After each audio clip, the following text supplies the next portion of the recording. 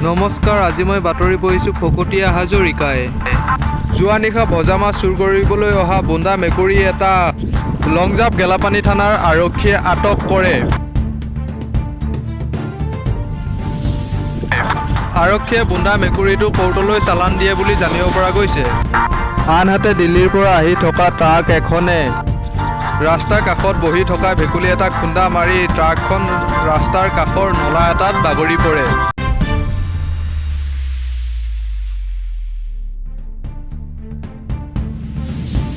আৰু ট্ৰাকখনৰ চালকজন মৃত্যু হোৱা বুলি ইতিমধ্যে জানিব পৰা গৈছে। আনহাতে নগাঁও জিলাৰ লংজাপ 10 নম্বৰ গাঁৱৰ লাইন নোহোৱাৰ কাৰণে 9,50 লাখ জোনাকী পৰুৱা পঠাই দিয়া হৈছে। যোৱা নিশা চৌধুৰী গাঁৱত ভয়ংকৰ অগ্নিকাণ্ড হয়। অগ্নিকাণ্ডৰ ফলত 18টা নিগনিৰ মৃত্যু হয় আৰু 80টাতকৈ অধিক নিগনি আহত হয় বুলি জানিব পৰা গৈছে। আহত নিগনিসকলক লংজাপ কনিছুৰ হস্পিটেলত ভৰ্তি কৰোৱা হৈছে।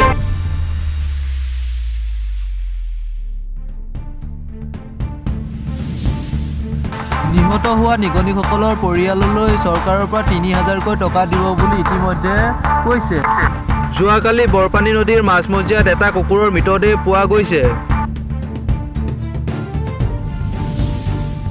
আৰক্ষীৰ মতে কুকুৰটোৱে আত্মহত্যা কৰিছে বুলি জানিব পৰা গৈছে।